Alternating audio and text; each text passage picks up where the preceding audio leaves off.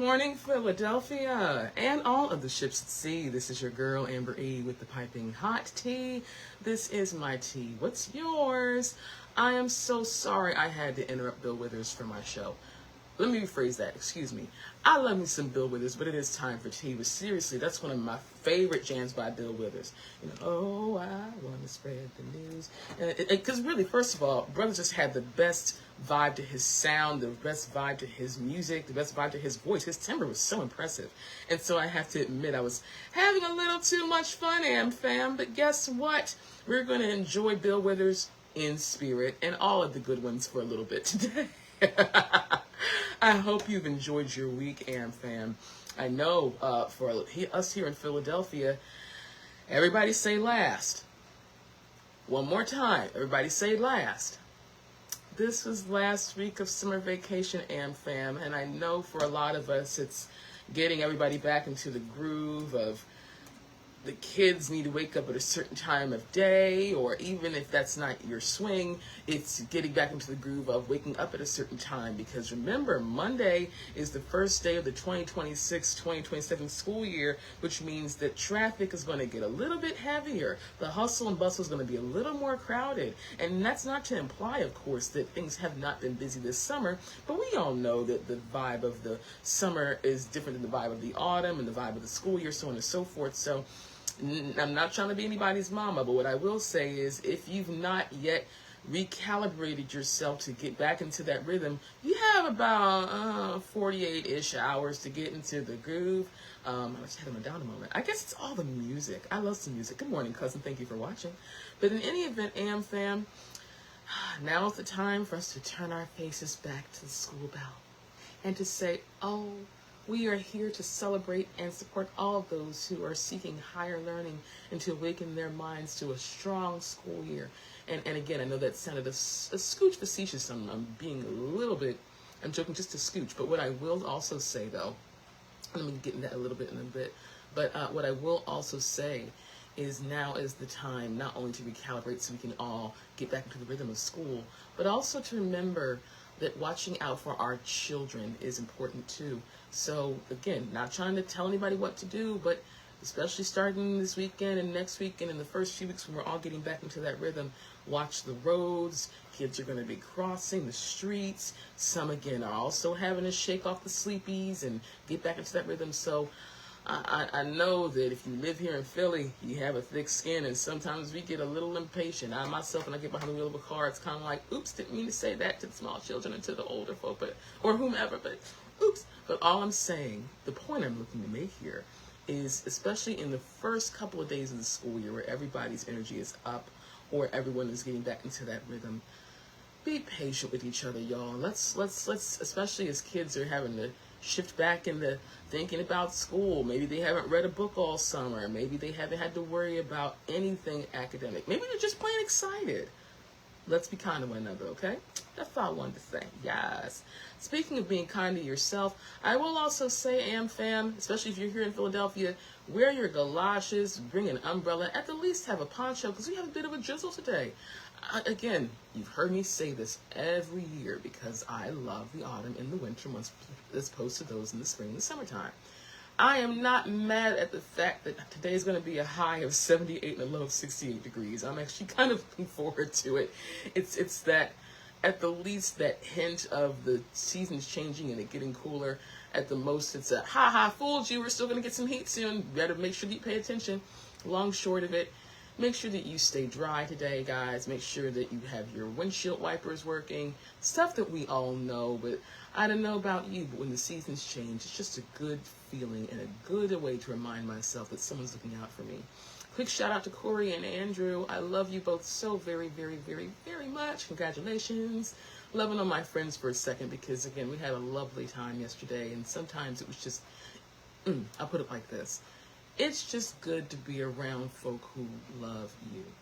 And so, to my darling friends, I love y'all. Thank you for the lovely evening, the laughter, the joy, the good banter, the talking about books and using our language and all of that. Guys, you just make me a better person. And so I love you both, and I appreciate you very, very much. So today's topics, AmFam, as a bit of a heads up, we're going to what's happening with Nolan Wells. This is getting very interesting. Can somebody please explain to me why somebody is trying to sue the Reverend Al Sharpton for using his First Amendment rights? Moreover, I know that Darius Williams, also known as Darius Cooks, may not be the most popular person in the world to, poor choice of words, may not get the most positive response based to, referring to, of course, how he's had a few other jobs before he became a teacher. But is it wrong to criticize him if he's hashtag speaking the truth, or does the source make the difference? Also, for the rest of us who also grew up loving her, I am going to talk a little bit about how shocked and saddened I was to hear about Hayden Panettiere's passing. I don't know about the rest of you, but when I saw that Monday morning, it was like the first thing I said was, wow. It really was a wow and a whoa. But before we get to all those things, AmFam, today's tea is a lemon ginger. I know. I keep asking myself, why am I on the herbal train? Choo-choo. I know it's a black tea season, but at least I thought it was. I guess it's not. I don't know what's happening to me, y'all. I can't be upset with that, but either way, that's what we're doing today. I really hope you have your sweeteners, be that brown sugars or white sugars, agaves, monk fruit, so on and so forth. Either way. By the way, I do want to put this out there before I forget. I had a chat with a friend of mine this week because a lot of us are going through the change, if you know what I mean. And they're like, well, if you're not doing sugar because you're trying to be good to your body, what are some good alternatives? And I said, again, for me, it's a palate thing. It's the same reason why I'm just being a little transparent for a second. It's part of why I'm not a big fan of Jell-O, because for me, it's a texture thing, and it just, it makes me feel all cringe. No, I don't even want to talk about it. But because I think that texture is a big thing for me and my palate responds to certain things also, I think about what my body psychologically, I guess I'll say, can or can't, quote unquote, tolerate. But the point I'm looking to make here is, when I think about sweeteners, the reason why I've almost always gravitated towards, simple syrups for my teas, and of course honey. Honey's a non-negotiable. Shout out to the Philadelphia Beekeepers Guild. I love you guys. Is because, for the most part, adding that particular sweetener doesn't really change the flavor of my tea. So now that I'm looking to find alternatives to it, and please leave in the comments if you have any suggestions, AmFam. I love you guys. I try to think about other ways that I can sweeten my tea. Again, contingent on what kind of honey you use. Contingent on what kind of honey you use, it really can either heighten, marry, or change the flavor profile of your teas, especially if we're talking about teas that are distinctive. Like if we think of lemon ginger, for example, adding a honey to that's only going to bring out more of a flavor, or even if it changes it somewhat, it's actually going to make it better. That's just my personal opinion. I'm just the girl with the tea show. But at the same time, if you have a lavender honey with, let's say, a Paris tea that has black currant and bergamot, that flavor profile might work, but it might go a little all over the place. So now that I'm looking to find alternatives, I'm probably going to stick to honey for the most part. Monk fruit, I'm not the biggest fan of. Agave, again, has that flavor profile where it's got a very distinctive thing to my palate. So for now, we're going to stick to, at least the honeys. So the honeys always work. Hey, I said what I said. In any event, AmFam, you ready? Because I'm ready. And if you have your spoon in hand, you always are ready. Let's do it. Round and round's a dreadful show. Back and forth is how we go. From 6 to 12 and back again. Back and forth to stay within. I will give you a topic for the 2026-2027 school year. I am telling you, it is your time to embrace each other as educators, as members of your community, as students, and as people. Discuss. Darn, Skippy, that's fantastic. I said what I said. Oh my, okay, keep talking. Talk about the kids or something. Oh my word. Oh wow. Oh my, I needed this. This is wonderful. That makes my soul happy, AmFam. Keep talking. Oh my goodness. This is delicious. And oh my word. Okay, I have to come back and talk to y'all now. It's so good to talk to you, AmFam. Hey, I'm just having a tea moment. And yes, I love my tea moments. Ah, that's delicious. Do you know why that's so good? It's because it's gentle. I love a gentle tea. And by the way, I did have this chat not too long ago with someone who's listening. AmFam Jason, I guess I'd say. Or maybe AmFam now. Hey, how you doing? You know who you are. They were like, you get so excited about the tea you drink. What is it that makes you so happy? I think it's because tea has been such an important part of my life that I just have all these memories and all these familiar vibes come back to you when I have a good cup of tea. It's kind of like if you haven't seen your grandmother in a while and she's sitting at the porch and you're wearing your best dress and you might be in your 40s and she's in her 70s and she looks at you, she goes, hey baby, and all of a sudden you're a 5-year-old going, grandma, or in my case, Mimi, how you doing? It's that same vibe for me. So that's really what it is. Speaking of hellos and good mornings, hey Kathleen, thank you for watching. Welcome to the AmFam, darling. Anyway, all of that to say, AmFam, that's kind of why tea does it for me. Leave in the comments, what kind of, if it's tea, that's wonderful, then you're part of my tribe. But what kind of thing makes you get all giddy on the inside, especially as things get more and more interesting in our world? I don't know if anyone watched Rosie O'Donnell this week, substituting for the Jimmy Kimmel show, but when I say interesting, child, do I mean interesting? Adjusting my hat? Yes, I do. It definitely makes for, not to be redundant, interesting television. So as things continue to grow and change, as things continue to evolve and stretch, as we as human beings do that, my goodness gracious, to Kathleen's point, we have to stick together as educators. But moreover, I would add to that, we have to stick together as a community. Sometimes one thing that bothers me is, and this is why I really try to not just be a flash in the pan about things that I find intriguing. One thing I really try to do is remind everyone that I'm talking to, be that over the radio waves or the YouTube channel, in person, etc., that we have to keep these dialogues going. Why? Because we're so instant gratification charged these days that if it's out of our faces more than 20 seconds, we may have forgotten about it, unless it's dug deep in our souls where we can't. And I think there's a way to find balance.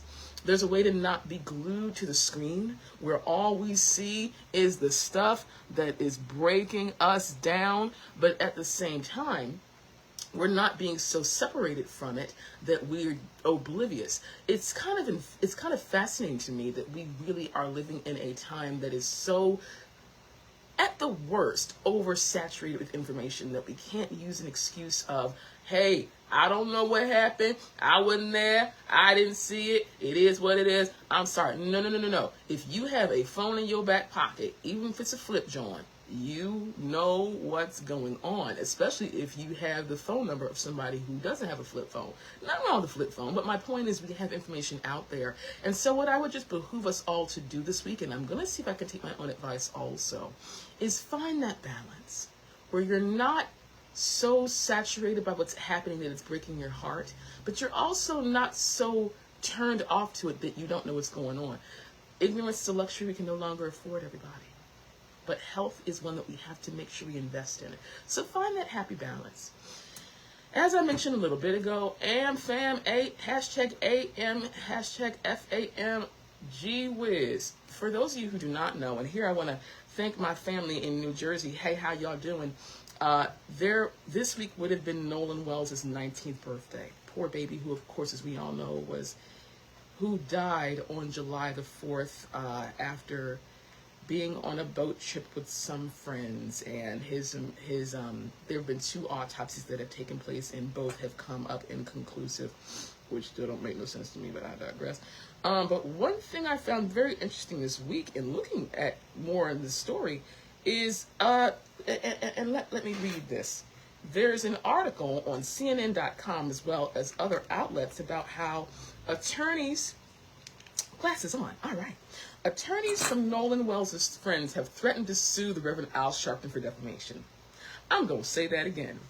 According to an article from CNN.com, attorneys from Nolan Wells' friends threatened to sue the Reverend Al Sharpton for defamation. I quote, "The Reverend Al Sharpton, who has spoken publicly about the death of Nolan Wells and invited critics to, quote-unquote, sue me first, is the subject of a pre-suit demand letter sent on Friday," attorneys for 3 of Wells' friends have said.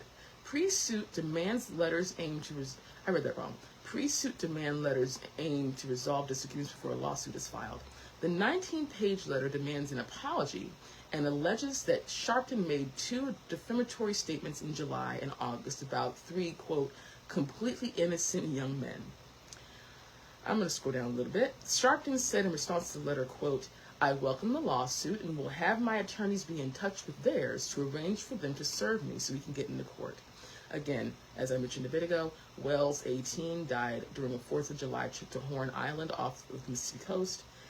While his cause of death has not yet been determined, photos of the black teen surrounded by white friends during the trip led to widespread speculation, vitriol, and threats from across the country. Sharpton delivered the eulogy at Wells' funeral and has frequently appeared at news conferences along these people, demanding answers about what has happened to the teen. And so, short of it, the attorneys, J. Tyler Cox and J. Tyler Cox and Edward Palzik, alleged that Sharpton falsely implied that 3 young men were involved in Wells' death, withheld or altered his phone, concealed his keys, or obstructed the investigation. They demand that Sharpton publicly apologize as well as retract and delete his statements within 10 days, warning that they will sue him if he does not comply. Tea break. Just talk amongst yourselves. I'm just going to take a sip. Hope y'all heard that. So, AmFam, I am going to say this. Reverend Al Sharpton ain't afraid of no lawsuit.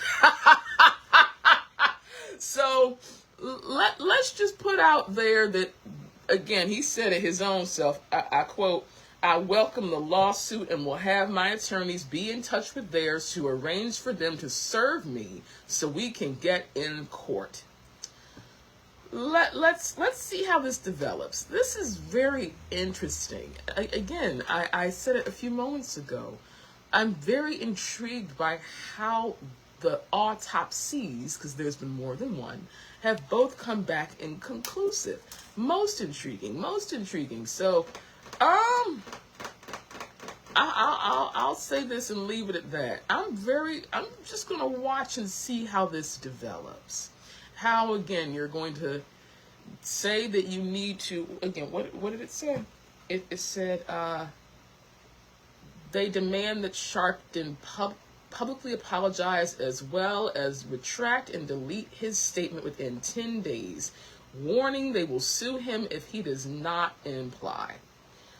Okay, so I'm going to throw this back into your laps, AmFam. What do you think? This is definitely something that, as it develops, will definitely continue this dialogue. And ultimately, taking it back to what I was saying a few moments ago about our children's safety, makes me wonder, so what do we do with our babies, with our neighbors' children, with the people we see on the street, everything in between, to make sure that we all stay safe? That really is paramount here. And here's where I take this a little personal. I think about the students that I talk to during the school year on a regular basis. Like, are y'all safe? Are y'all okay? So sometimes y'all give me a bit of a push and a pull, but still my heart is there with you. And so, especially for those who just graduated, you're going out into the world now.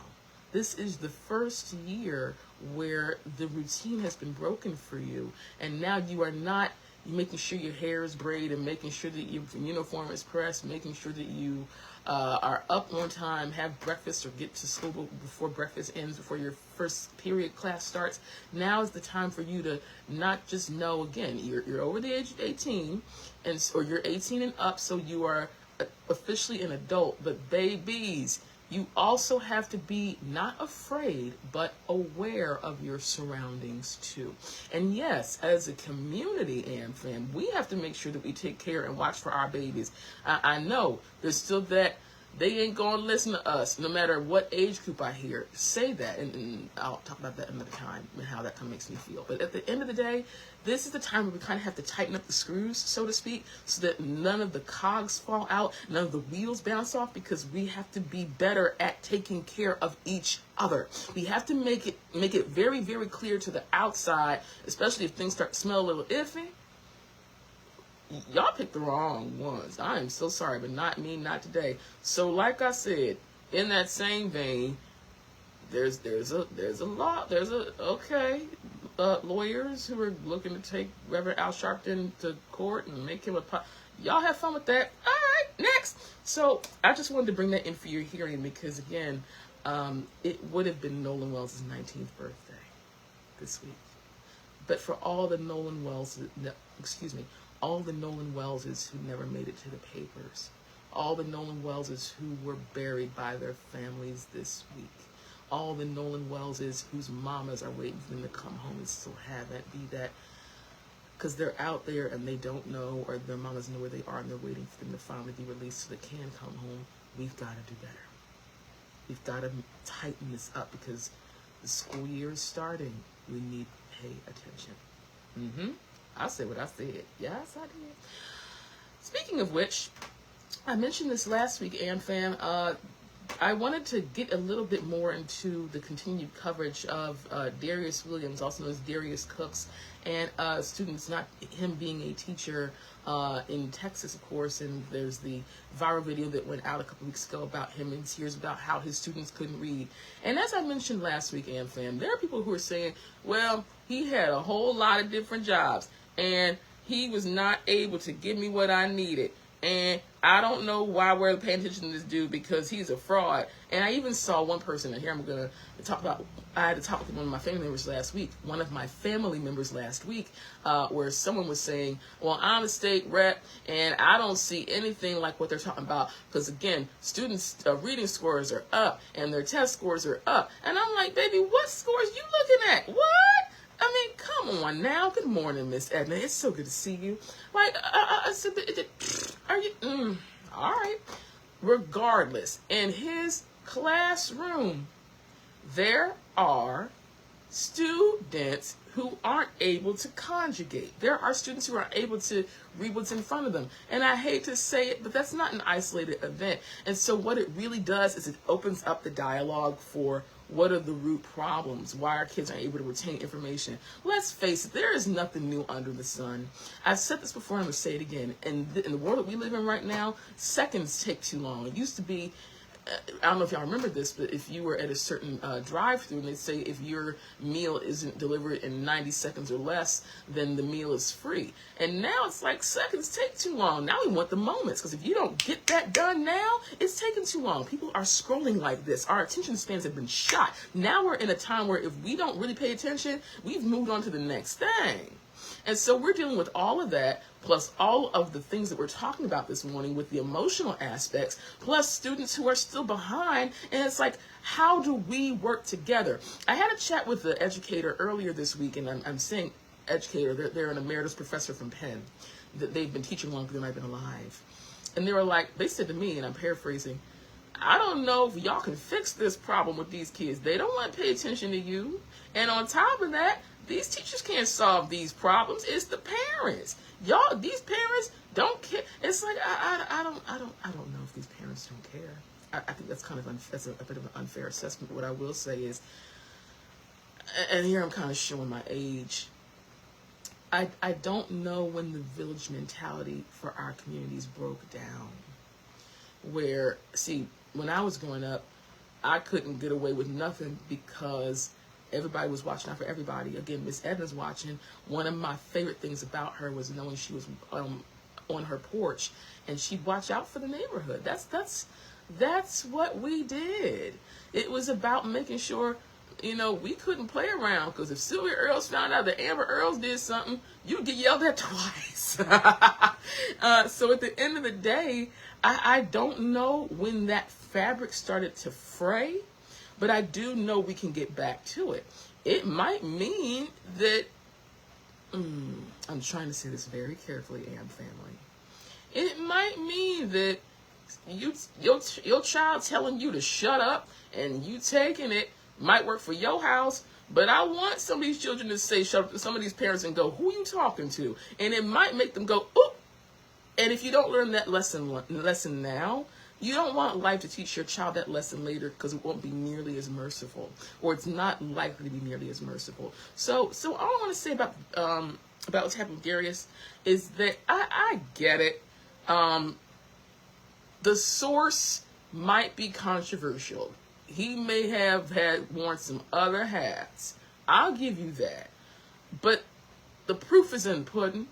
And so if you are in a classroom and you're noticing that someone is doing this all day and not paying attention to the lesson, and our teachers are getting burned out, and on top of that, it's not just being teachers anymore, it's being counselors who are breaking up fights, be those verbal or otherwise. There's a lot happening here. There's a lot to break down in these scenarios. Then it's not just about what we can do once we have your kids from, let's say, 8:15 to about 2:30 or 3 o'clock at the latest. You have to be involved. If you're going to dress your babies, I'm asking you, please work with us as educators. Please answer our emails. Please be there for us, because I know that we spend more time with your kids during the day than you might, but there's 24 hours in the day. And I don't want to come off as hypercritical. I really, really don't.